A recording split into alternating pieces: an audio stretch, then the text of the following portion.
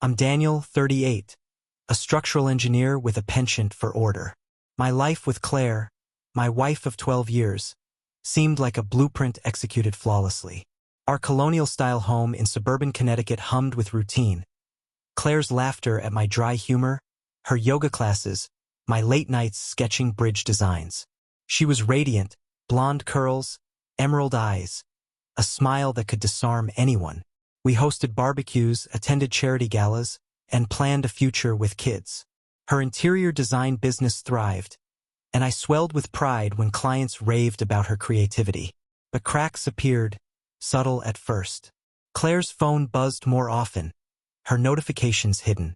She'd step outside to take calls, her voice low, her excuses vague. Client meetings, supplier issues. I trusted her. Why wouldn't I? She'd always been my anchor. Yet, her late nights grew frequent, her perfume sharper, her eyes distant. I chalked it up to stress. Her business was booming, after all. One evening, I found a receipt in her purse. Dinner for two at La Belle Vie, a restaurant we hadn't visited together. The date coincided with a night she'd claimed to be at a networking event.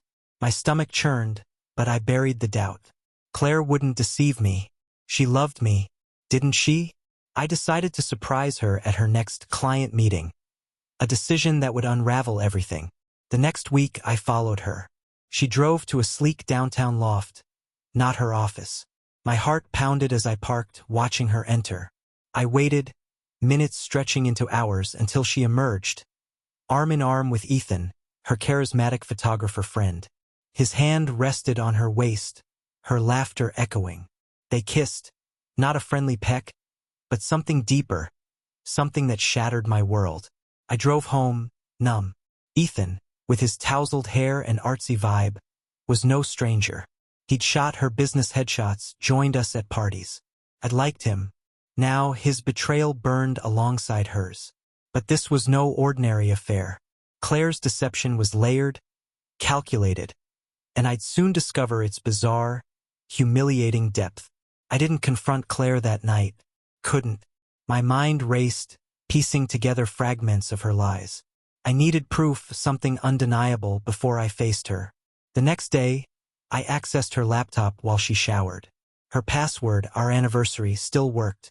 Her email was a goldmine. Messages to Ethan, cryptic but intimate, referenced our project and keeping it quiet. One email mentioned a special shoot at the loft with a link to a private cloud folder. Clicked, my hands trembling. The folder contained photos, hundreds of them.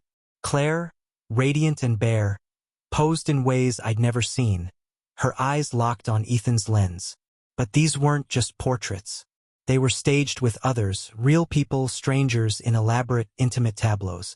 Each image was a scene, theatrical and surreal, like performance art. Claire wasn't just cheating. She was orchestrating something bizarre. A secret world where she was both muse and director. The metadata showed dates spanning months. Some shoots included Ethan's assistant, Lila, a wiry woman with a shaved head. Others featured clients from Claire's business, people I'd met at her galas. My humiliation deepened. Had they all known? Had they laughed behind my back?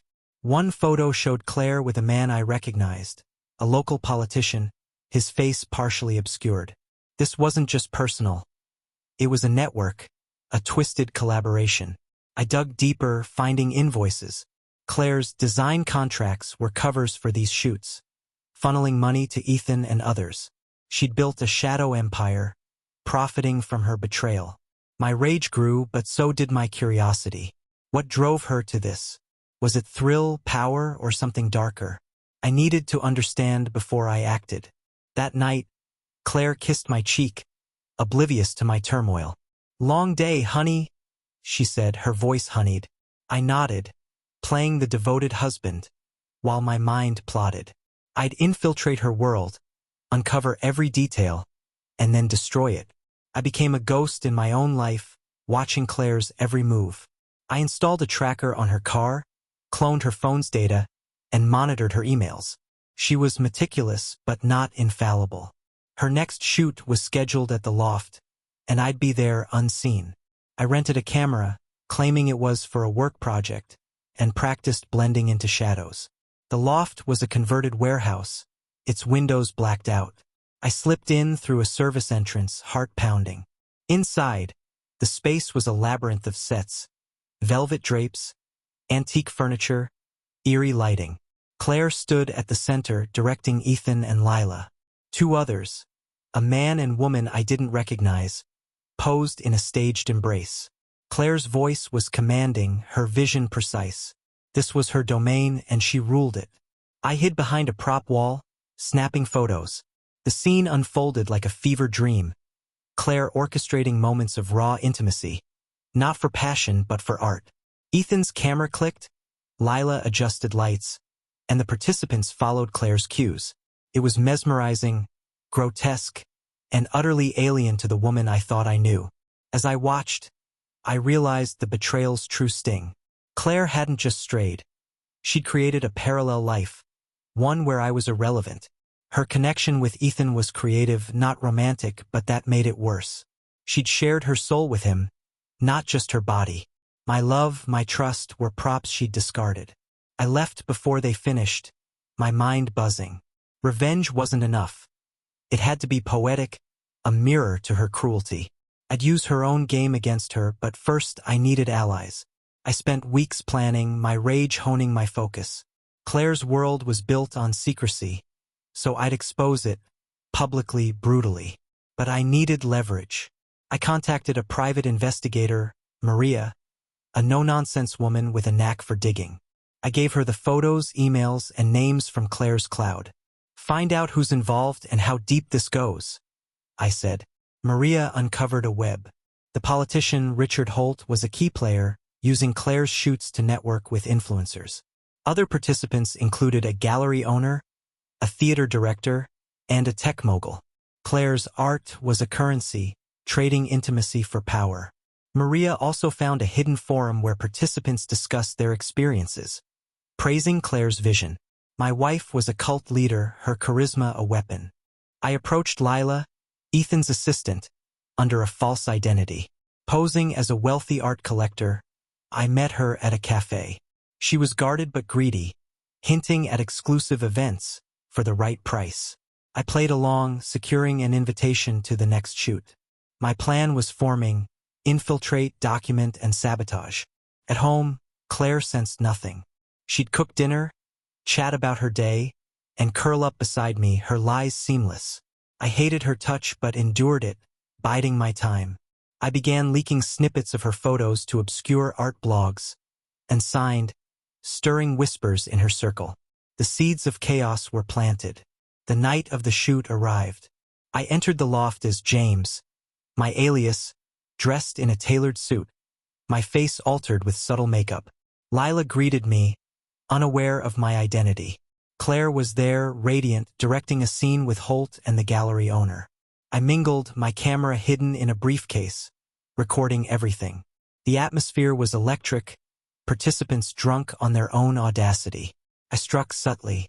During a break, I hacked the loft's projector, uploading a slideshow of Claire's photos, the ones I'd leaked. As the group reconvened, the screen lit up, flashing her secret world. Gasps rippled through the room. Claire's face paled, her control slipping. Technical glitch, she stammered, shutting it down, but the damage was done. Suspicion sparked among her allies. I slipped out, adrenaline surging. At home, I monitored the fallout. Claire returned late, rattled, her phone buzzing with frantic texts. She didn't suspect me, but her empire was cracking. Maria reported that Holt was pulling back, spooked by the leak. The gallery owner demanded answers. Claire's carefully curated world was unraveling, and this was just the beginning. My revenge would escalate, each step colder, until she felt the weight of her betrayal. I'd expose her to everyone, her clients, her family, the world, and leave her with nothing but the ashes of her lies.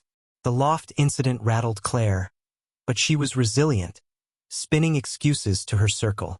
I watched her scramble via the cloned phone data, her texts to Ethan frantic. We need to secure the next shoot. No more leaks. Her confidence was fraying, and I relished it. My investigator, Maria, dug deeper, uncovering financial trails. Claire's design business was a front, laundering payments for her secret shoots through shell accounts. She'd amassed a small fortune, hidden from me, our marriage a mere prop in her double life. I escalated my sabotage. Using an anonymous account, I sent tailored emails to Claire's key players, Holt, the politician, Vanessa, the gallery owner, and Marcus, the tech mogul. Each email contained a single photo from the loft, their faces clear, with a cryptic note. How much is your reputation worth? I didn't demand money. The threat was enough. Maria reported panic in their communications. Holt canceled a scheduled shoot, citing scheduling conflicts. Vanessa tightened her gallery's security. Marcus hired a cybersecurity firm. Claire's empire was a house of cards, and I was pulling the supports. At home, Claire's facade cracked. She snapped at small things, burnt toast, my late work hours. You're never around anymore, she accused, irony dripping. I played the clueless husband, feigning concern, while my mind churned. I needed to infiltrate her next event, not as a guest, but as a participant. Lila, the greedy assistant, was my way in. I met her again, as James, offering a hefty investment for a role in the shoot. Her eyes gleamed. She promised to pitch it to Claire. Meanwhile, I seeded more leaks. Art forums buzzed with rumors of an underground collective, led by a mysterious woman. I dropped Claire's initials in a post, subtle but traceable. Her clients began asking questions, her bookings dipping. She didn't suspect me, but her stress was palpable. One night, she cried in my arms, claiming business troubles. I comforted her, my heart cold, plotting the next blow. Lila came through. Claire approved James for the next shoot, a masked event at a rural estate. The invitation promised absolute discretion, a desperate bid to regain control after the leaks. I prepared meticulously, crafting a disguise. Prosthetic nose, colored contacts, a voice modulator clipped to my throat. Maria supplied a forged ID and a backstory. James, a reclusive art patron with a taste for the avant-garde. I felt like a predator, stalking prey in Claire's own lair. The estate was a Gothic sprawl, its ballroom transformed into a surreal stage. Guests wore masks, their identities obscured, but I recognized Claire's silhouette instantly. Her curls pinned up, her movements commanding. Ethan manned the cameras, Lila the lights. The participants, a mix of old and new faces, followed Claire's cues, posing in dreamlike scenes of intimacy and power. I blended in, my camera hidden in a cufflink, capturing every detail. Claire approached me, her mask a filigree of gold. James, welcome, she purred, her voice testing. I nodded, my modulated voice steady, praising her vision. She seemed convinced, directing me to a scene with a woman I later identified as a museum curator. The act was performative, not passionate, but its intimacy stung. This was Claire's world, where trust was currency, and I was a thief. During a break, I slipped into the estate's server room, planting a virus Maria had sourced. It would corrupt their footage, erasing Claire's work. As I left, I overheard Claire arguing with Ethan, her voice sharp, his defensive. The leaks had sown distrust. I smiled behind my mask. The night ended without incident, but I had what I needed. Evidence, access, and Claire's growing paranoia. Back home, I compiled my footage, merging it with the loft photos and financial records Maria uncovered. The result was a damning exposé, a digital dossier of Claire's secret world, naming her, Ethan, Holt, and others. I didn't release it yet. Timing was everything. Instead, I targeted her clients. Posing as a whistleblower, I sent anonymous tips to her biggest accounts, hinting at unethical practices. 2 canceled contracts within days, citing concerns. Claire's stress morphed into desperation. She hired a PR firm, her calls with Ethan now daily, their tone strained. I monitored it all, my clone data a window into her collapse. At home, she was a ghost, her smiles forced. We'll get through this, I said, my voice warm, my heart ice. She nodded, clinging to the lie of our marriage. I struck again, leaking a curated video to a local art blog. It showed Claire directing a shoot, her face blurred but her voice unmistakable. The blog post went viral, art circles dissecting her controversial work. Claire's phone exploded with calls. Clients, reporters, her parents. She locked herself in her office, sobbing. I knocked, offering tea, my concern a mask. Inside, I celebrated. Her world was crumbling and I was the architect. I contacted a journalist, Sarah, known for exposé pieces. Posing as a source, I fed her the dossier, requesting anonymity. She was skeptical but intrigued, promising to investigate. The trap was set. Claire's betrayal had humiliated me. Soon, the world would see her shame. Sarah's investigation moved fast. She verified the dossier, contacting Holt and Vanessa, who denied involvement but sounded rattled. Claire's name surfaced in whispers, her business hemorrhaging clients.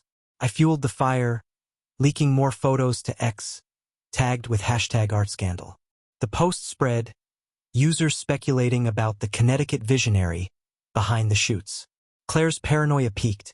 She changed her passwords, unaware I'd already mirrored her data. The final shoot was planned, a grand event to reclaim her narrative. I secured an invitation through Lila, who was now skittish, sensing the chaos. I prepared my endgame. A live sabotage, broadcasting Claire's world to the public. Maria sourced a microtransmitter, syncing it to a streaming platform I'd set up under a dummy account. The stream would be untraceable, its audience global. At home, Claire was unraveling. She barely ate, her eyes hollow. "I'm losing everything," she whispered one night. I hugged her, my voice soothing, my mind racing. I'd rented a storage unit, moving my belongings quietly. When the hammer fell, I'd be gone, leaving Claire to face the wreckage alone. The night before the shoot, I tested the transmitter, ensuring it could hijack the estate's projectors. Sarah confirmed her story would drop the same day, timed for maximum impact. Claire's betrayal had been a performance. My revenge would be a spectacle, her empire raised in real time. The estate buzzed with tension, Claire's final shoot a desperate bid for control. I arrived as James, my disguise flawless, the transmitter hidden in my watch. The ballroom was packed. 50 guests, masked, their whispers nervous. Claire, in a silver gown, directed with forced confidence. Ethan's camera rolled, Lila's lights flickered. I moved through the crowd, my cufflink camera recording, my heart steady. The scene began, participants posing in a Baroque tableau. I waited, syncing the transmitter to the projectors. At the climax, I activated it. The screens flickered, then lit up with my dossier. Claire's photos, financial records, her voice directing a shoot. The crowd froze, gasps echoing. Claire spun, her face ashen. "Turn it off!" she screamed. But the stream was live, broadcasting to thousands online. Ethan lunged for the projector, but I'd locked the system. Guests scrambled, some fleeing, others filming. Holt's mask slipped, his face exposed.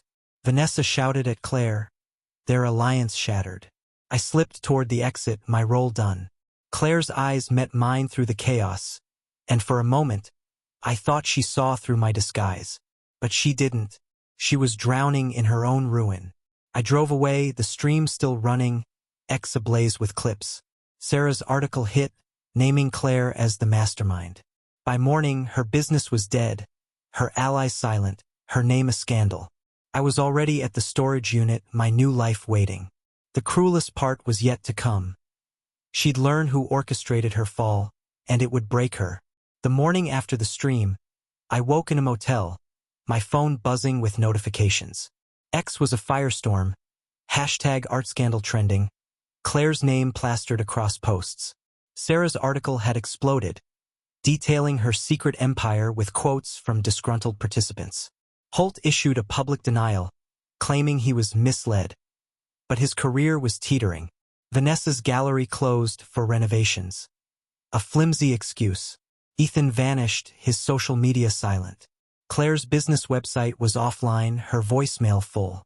I checked the clone data from Claire's phone. She'd sent desperate texts to Lila, begging for loyalty, but Lila hadn't replied. Maria confirmed Lila had fled town, likely spooked by the exposure. Claire's calls to her parents went unanswered. Her mother left a voicemail, voice trembling. "How could you? My wife was alone, her world in ashes, and I hadn't even played my final card." I returned to our house, now a stranger's domain. Claire was there, pacing, her eyes red. "Daniel," she gasped, rushing to me. "It's all falling apart." I feigned shock, letting her cling to me, her tears soaking my shirt. She babbled about sabotage and betrayal, oblivious to the irony. I nodded, my face a mask of concern, while my mind finalized the plan. I'd left clues for her to find, breadcrumbs leading to the truth of my role. She'd discover them soon, and the realization would be her undoing. Before leaving, I planted a USB drive in her office, labeled Truth. It contained a curated selection of my evidence. Photos, emails, and a video of me, unmasked, explaining how I dismantled her life. I wanted her to know, to feel the weight of my rage. But not yet. Timing was everything. Over the next days, Claire spiraled. Reporters camped outside our house, their cameras flashing. She stopped answering the door, her curtains drawn. I stayed at the motel, claiming work stress, but monitored her through the cloned phone. She tried rebuilding, calling clients, promising explanations. But no one listened. Her empire wasn't just exposed. It was radioactive. Even her yoga friends ghosted her, their group chat silent. Maria reported that the police were investigating Claire's financials, tipped off by Sarah's article.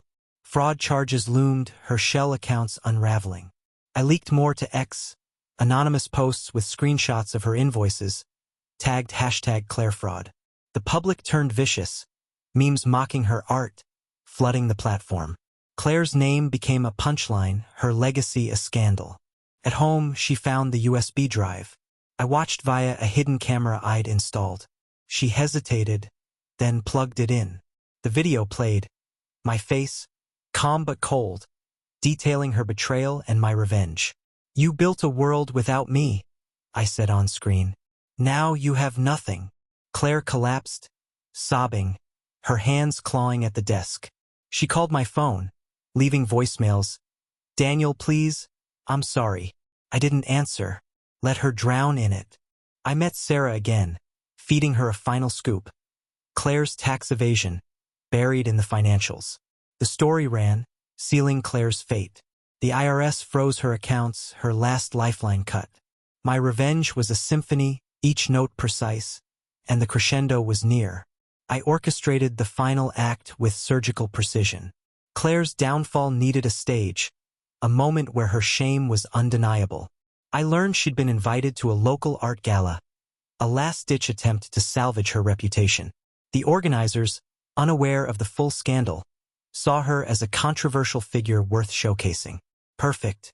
I contacted the gala's tech crew, posing as a donor, and offered to enhance their presentation. They agreed, unaware I'd rigged their system. On the night of the gala, I watched from a rented car, streaming the event online. Claire arrived, her gown impeccable, her smile brittle. She took the stage, beginning a speech about artistic freedom.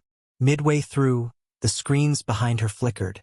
My video played, the same one from the USB, but edited for maximum impact.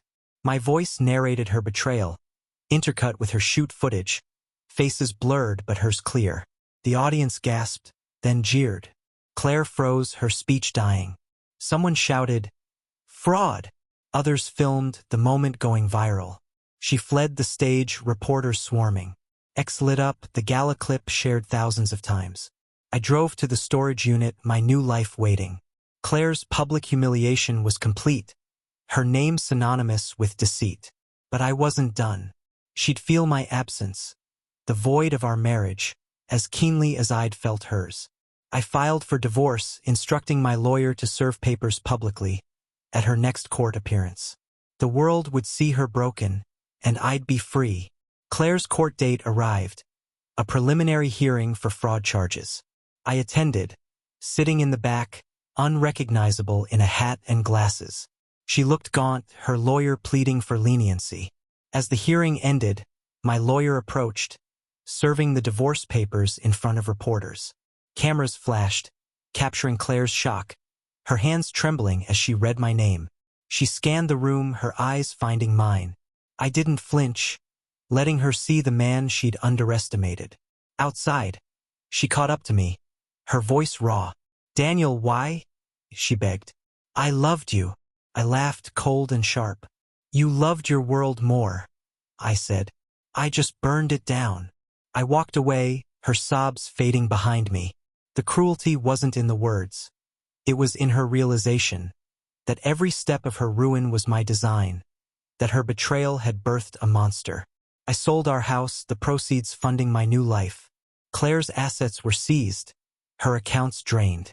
Maria confirmed she'd moved to a cheap apartment, her social circle gone. I didn't gloat. I didn't need to. Her life was a husk, her dreams ash. My revenge was complete, but one final touch remained. A parting gift to ensure she'd never forget. I moved to a coastal town, a new name, a new job designing harbors. The past was a shadow, but I carried Claire's lesson. Trust is fragile, betrayal a blade. My final act was subtle but vicious. I commissioned an artist, anonymously, to create a series of prints inspired by Claire's shoots. Abstracted, but unmistakable to her. Titled Betrayed Muse. They were displayed in a New York gallery, with a note crediting an unknown visionary. Art blogs praised the work, unaware of its truth. Claire saw them. Maria sent me a photo of her at the gallery, staring at the prints, her face a mask of horror. The exhibit toured globally, a permanent echo of her shame. She'd never escape it. Every glance at an art magazine, every gallery visit, would remind her of me, of what she'd lost, of what I'd taken. I rebuilt my life, free of her shadow. Friends asked about my past, but I shared little.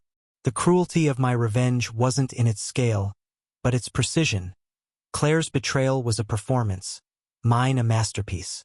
She'd live with the wreckage, while I sailed into a new dawn, the architect of her ruin and my own redemption.